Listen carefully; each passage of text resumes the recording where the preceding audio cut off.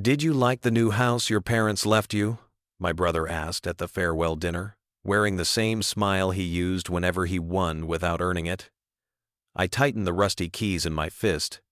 It wasn't a house. It was a ruin in the middle of Montana. He got the family estate, the perfect lawns, the white columns, the framed memories in our Lincoln neighborhood. I got a roof that creaked like it was about to confess. And yet, that night I swore I would open that door and find out why my parents had exiled me to the end of the map. My name is Bruno Alvarez, 41, a back office analyst at a small bank branch. My life until that day was a line of numbers that always balanced. No risks, no drama. My wife, Elena, used to call me reliable until it stopped sounding like a compliment and started sounding like an insult. Reliable enough to accept leftovers. Reliable enough to let my younger brother, Sergio, sweep the table clean. He was the favorite, always the toast, always the photo in the center of the living room mantel. The blow landed 1 week after the funeral. The lawyer read the will with the calm of someone announcing the weather. To Sergio Alvarez, the primary residence and all household assets in Nebraska. To Bruno Alvarez, a property in Stillwater County, Montana, with all of its contents. No one breathed. Sergio dipped his head, pretending humility. I watched his knuckles blanch with excitement under the table. Elena looked at me with a mix of pity and anger. In the car, she exploded. Are you really swallowing this, Bruno? He gets the mansion and you get a shed? It's what they wanted, I said, already knowing the sentence wouldn't save me. What they wanted was for you to stay small. She slipped off her ring, placed it in the cup holder, and pointed at the door. Go see your inheritance. Don't come back until you have something to fight for. I didn't argue. Maybe because I never learned how. Maybe because, deep down, I needed something to rip me out by the roots. I drove west for 2 days with a thermos of cold coffee, a sleeping bag, and a fistful of keys that felt heavier than chain. The town was called Cold Water, a smear of roofs between mountains and pines. Dusk made the house look like a crooked silhouette cut from dark paper. Shingles peeled like old bark. 2 windows were cracked, and ivy climbed the clapboards like a slow green fire. Instead of disappointment, curiosity sparked. This wasn't a mistake, it was a message. The front door resisted my shoulder, and then gave, exhaling a breath of damp wood and dust. My flashlight swept the living room's splintered floorboards, a brick fireplace furred with ash, an abandoned table listing to one side. No photos, no lights, no trace of a family. Only silence, waiting to be named. I checked the kitchen, empty drawers, a rusted sink. The hall led to 3 doors. The first opened to a bedroom with a bent bed frame and a moth-eaten blanket. The second, a storage closet with cracked crates and a bundle of brittle newspapers. The third door stopped me cold. Oak, solid and heavy, carved with eagles, suns, and river lines flowing like breath. None of the keys fit. I tried all of them, growing more stubborn with every click and miss. My light skimmed the baseboard, a thin gap. I knelt, fingers searching wood until a loose panel shifted. Behind it, a narrow crawl space exhaled cold air. I slid in, heart hammering like a drum, and emerged into a hidden room no bigger than a walk-in closet. Shelves lined the walls, dusty but careful. Pottery etched with geometric patterns, embroidered hides. And in the corner, a feathered headdress, white plumes still bright as winter. A carved chest waited beneath it, a wolf howling at a moon cut into the lid. I opened it like an apology. A thick leather-bound journal lay inside. On the first page, to those who carry the blood, preserve, and honor. Below, a signature. Jose Alvarez, my grandfather. Dated the 15th of August, 1947. Something shifted in me, quiet and irreversible. My parents hadn't punished me. They'd pointed me. This ruin wasn't the end of the line. It was the beginning of the story, and it had been waiting for me. I barely slept that night. The journal lay open on the cracked table, its ink faded but alive. My grandfather's words weren't just memories, they were commands. He wrote about the Lakota blood that still ran in our veins, about ceremonies under open skies, about resilience when settlers carved up the land. Page after page, I felt him speaking directly to me. And for the first time in years, I didn't feel small. I felt chosen. Morning light cut through the broken window like a blade. I brewed stale coffee on a camping stove and kept reading. There were sketches of buffalo hunts, fragments of songs, lists of names, ancestors I'd never heard of. But one entry stopped me cold. The one who finds this must protect, not sell. These objects are not wealth, they are spirit. As if on cue, my phone buzzed. A message from Sergio. So, found anything worth selling in your haunted shack? I didn't answer. Not because I didn't want to, but because for the first time, I wasn't playing his game. I spent the afternoon cleaning. Each artifact felt like it vibrated in my hands, heavy with meaning. I touched the pottery, traced the woven threads on the hides, and finally dared to lift the headdress. Its feathers whispered against my fingers. I set it back carefully, afraid even my breath could damage it. At dusk, headlights cut across the gravel. A truck door slammed, and a man stepped out. He was tall, silver-haired, with braids tied back, and eyes that carried storms. "You must be Jose's grandson," he said, his voice like gravel rolling down a hill. "I'm Samuel Black Elk. Your grandfather was my friend. Tom, the archaeologist from town, called me." I led him into the secret room. His face softened, pride and sorrow colliding in his expression. He ran his hand over the carvings, touched the feathers with reverence. "These are not just things," he whispered. "They are the souls of your people. Do you know what you hold here?" I shook my head, suddenly ashamed of my ignorance. Samuel turned to me, his eyes sharp. "Your grandfather hid them from men who would strip the Lakota of their memory. He believed someone from his bloodline would guard them when the time was right. That someone is you." The words landed heavier than the keys in my pocket. Me, the weak one. Me, the disappointment. But as I looked at the journal, the artifacts, glowing faintly in the flashlight beam, I felt something ignite. For the first time, weakness didn't define me. Legacy did. That night, Samuel stayed by the fire in the ruined fireplace. He told me stories of my ancestors, warriors, weavers, storytellers' names carried in winds and rivers, not in bank ledgers. His voice painted the history my parents had buried under silence. When I finally closed my eyes, I dreamt of endless plains, drums echoing across the horizon, and a man with long braids standing on a hill. He turned, and though I had never seen him before, I knew.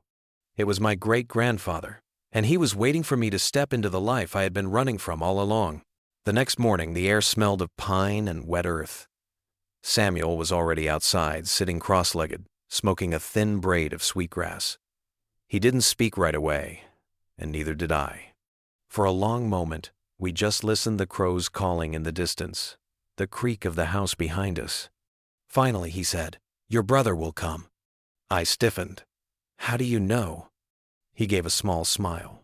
"Because greed can smell heritage before the rightful heir even understands it. And your brother, he has been living on greed his whole life, hasn't he?" I didn't want to admit it, but he was right. Spencer always had a nose for opportunity, especially if it meant taking from me. That afternoon, as if summoned by Samuel's words, a black SUV roared up the gravel drive. Out stepped Spencer in a tailored coat, sunglasses still on despite the clouds. He looked around the yard, nose wrinkled. "So this is the grand inheritance?" "Figures they'd stick you with a dump." I said nothing, just let him inside. When he saw the artifacts, his smirk cracked, replaced with a flash of hunger. "So it's true," he muttered. Tom wasn't exaggerating. These are worth millions." "They're not for sale," I said quickly, the word surprising even me. Spencer laughed, low and mocking. "Come on, Brooks, don't play saint. You've been living in spreadsheets your whole life. You could cash out, finally be somebody. Split it with me, 50-50. Fair." "Fair?" My voice rose, trembling but steady. "You got the family estate. I got this. And now you want to take this too?" His smirk returned. sharper this time. The estate? Please. That house is just bricks. This is real power. You're not cut out for it, Brooks. You never were. But I am. Samuel's voice cut across the room like thunder. These are not yours to divide. They belong to the Lakota, to the ancestors, and only a man who respects that can hold them. Spencer turned to him with disdain. And who are you? The guard dog? Samuel didn't flinch. I am what you'll never be. A man who remembers. For a second, I thought Spencer might lunge at him, but instead he straightened his coat and sneered. You'll regret this, Brooks. You always regret not fighting back. He left, tires spitting gravel, the echo of his threat hanging in the silence. I sat on the floor of the secret room, my hands shaking over the journal. I wasn't sure if I had the strength to stand against Spencer, against Ellen, against all the forces circling me now. But when I touched the headdress, I felt a pulse, like the beat of a drum under my skin. That night, I dreamed again. The man with braids stood closer this time, his face half shadowed by moonlight. He raised his hand, not in anger, but in challenge. Do not sell us, his voice thundered in my chest. Protect us, or lose yourself forever. I woke up drenched in sweat, Samuel's words echoing in my head. Your brother will come. But the real question is, will you be ready? When Ellen arrived in Coldwater a week later, the rain followed her. She stepped out of a sleek rental car in a beige trench coat, her heels sinking into the muddy driveway. Even before she opened her mouth, I knew what she wanted. Her eyes flicked around the yard, then to the crumbling walls of the house. So this is it? This is where you've been hiding? She said, her tone sharp with disbelief. Brooks, you could have called me. You could have explained. Instead, I hear it from Spencer. I swallowed hard. There wasn't much to explain. You kicked me out. Her lips tightened, but she didn't deny it. Instead, she stepped inside, her perfume overpowering the scent of dust and pine. The moment she laid eyes on the artifacts, her demeanor shifted. The sharpness in her face melted into awe and calculation. She touched a pottery vase with manicured fingers, tracing its patterns as if she already imagined a price tag. Spencer was right, she whispered. These are extraordinary. Brooks, do you realize what you're sitting on? Millions. Enough to pay off debts, buy back the Lincoln estate, start fresh anywhere you want. We could finally have the life we dreamed of. Her words were like honey over old wounds, stirring visions of the house in Lincoln, of a life where I wasn't the weak one, where she looked at me with pride instead of disappointment. But then I remembered Samuel's voice. These are the spirits of your ancestors, not prizes for the highest bidder. They're not for sale, I said, my tone firmer than I expected. Ellen's eyes snapped to me, incredulous. Not for sale? Don't be ridiculous. You've never wanted money, but think about me, about us. Don't you want a second chance?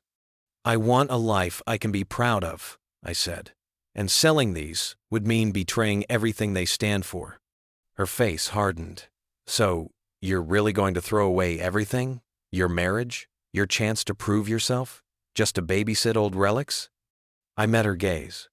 For the first time, I didn't flinch. They're not relics. They're my family. And if you can't see that, then maybe we were never meant to be. For a moment, her eyes shimmered not with love, but with fury. You'll regret this, she said, her voice trembling. You'll be alone, and when Spencer takes it all, don't come crawling back to me. She stormed out, her heels clicking against the old floor, leaving the smell of perfume behind like a warning. When the door slammed, the silence felt heavier than ever. I sat in the secret room, staring at the eagle feather headdress, my heart pounding with equal parts fear and defiance. That night, another dream came. The braided man stood on a hill of fire-lit grasslands. This time, he spoke clearly. Strength is not silence. Strength is not yielding. It is standing when all others want you to kneel. When I woke, I knew Ellen wasn't the last storm. Spencer would return, and he wouldn't come alone. A week after Ellen's visit, the storm I had been bracing for finally arrived. Spencer showed up again, but not alone. Two men in expensive suits followed him into the yard, their shiny shoes sinking into the gravel. One of them carried a sleek leather briefcase, and both wore the kind of smiles that hid knives. "Brooks," Spencer said smoothly, "these gentlemen represent an interested party. They've heard about your discovery." His eyes darted toward the house, filled with greed. "They're ready to make an offer. $3 million. Cash. All you have to do is sign." One of the men opened the briefcase, revealing neatly stacked bundles of money. The sight of it stole my breath for a second. It wasn't just wealth, it was freedom. A way to erase every insult Ellen ever hurled at me. A way to buy back the Lincoln House, to prove I wasn't the weak older brother who got nothing. But then my gaze fell on the leather-bound book, still open on the table. My grandfather's words stared back at me. "If we forget our roots, we lose ourselves." I took a long breath. "Get that out of my house," I said, my voice steady. The men exchanged glances. Spencer laughed. "Brooks, don't be stupid. This is your chance to stop living like a hermit. Think of Ellen. Think of everything you've lost." "I am thinking," I shot back. "And for the first time, I'm not thinking about you. I'm thinking about them, about the people who came before us, who fought so their memory wouldn't be sold to the highest bidder." Spencer's smile faltered. "So you're really choosing dust over millions?" "I'm choosing respect," I said. "Something you'll never understand." The suited men closed the briefcase with a snap and walked out, their polished shoes echoing like thunder. Spencer lingered, his face red with anger. "You'll regret this," he spat. "You'll die poor, while I'll find another way to take what you're too weak to use." I didn't answer.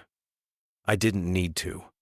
He left, slamming the door hard enough to rattle the shelves. That night, I called Samuel.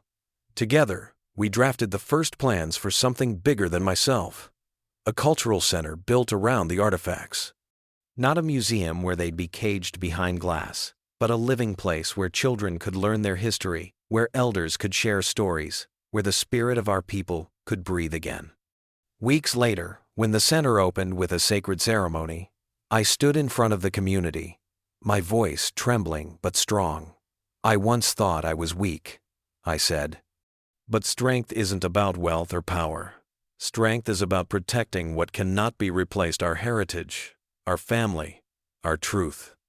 As the drums echoed into the night and the fire's smoke rose to the stars, I touched the necklace Samuel had given me and felt the weight of my ancestors beside me. For the first time in my life, I didn't feel like the forgotten brother. I felt whole.